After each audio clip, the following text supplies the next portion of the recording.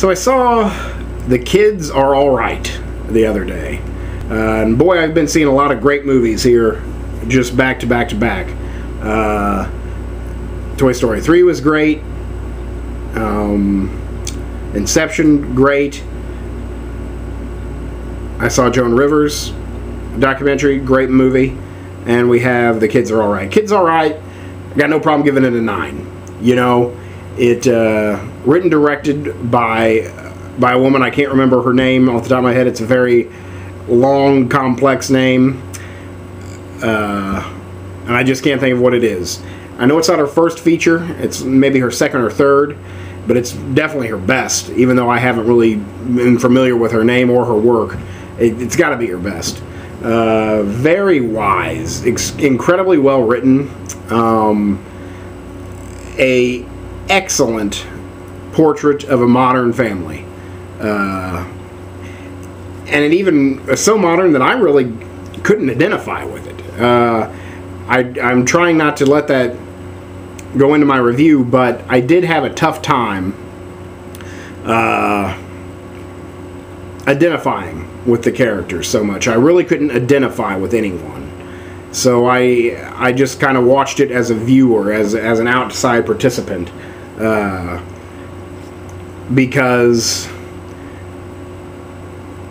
I just couldn't identify again. So I felt maybe my childhood or rearing was too normal, if that word even exists. But it's a family drama. You've got a lesbian couple raising 2 children, a girl and a guy. They want to meet their dad, their sperm donor. And they go about it, and they meet him. And it's not convenient. This story unravels organically. All of the characters are really fleshed out. The acting is great. It stars Annette Bening, Julianne Moore, Mark Ruffalo. The 2 young kids, I don't really know. The girl looked familiar. All the acting is really good. Mark Ruffalo does a great job. Julianne Moore is always fantastic. They all have really difficult parts. You know, well-written, deep parts, and they rose to the challenge of filling them, breathing life into them. Julianne Moore is great. I see Oscar nominations for her. I see Oscar nominations for this film, period. It will probably win screenplay. I'm calling that now. Unless something, I mean, maybe Inception, whatever. Right now, Kids Are Alright, best screenplay. It's not convenient, you know. It doesn't have a happy ending per se. It has an ending. You can tell that the lives will continue, but they have wrapped up perfectly the storylines that the film presents.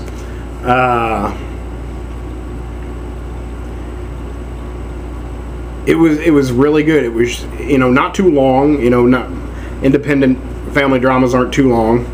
Again, I can't help but feel that it's in some way shouting out to The Squid and the Whale.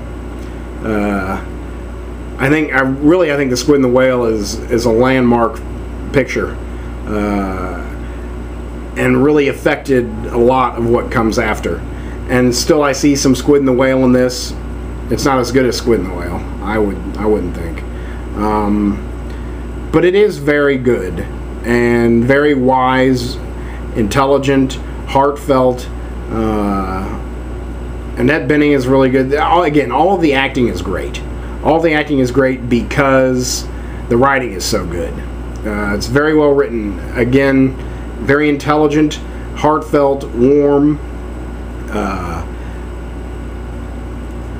The screenwriter, the writer-director, was wise beyond her years.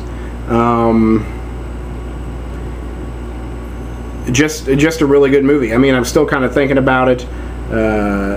It had an open-ish ending that, you know, you think, well, maybe we'll see these guys again in the future. But again, if I had to detract from it, it's just a personal experience that I could not so much identify with the characters. I was trying to, I guess I always kind of find a character to say, well, okay, I'm that guy in this story. And I couldn't do that here, you know? I couldn't do that here.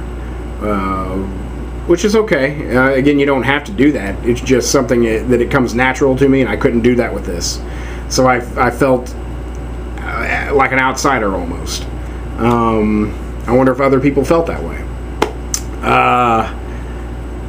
So again, it's a great movie. No doubt will be in the awards hunt this winter. So try and support it if you can find it, if it comes to your town. But that's The Kids Are Alright.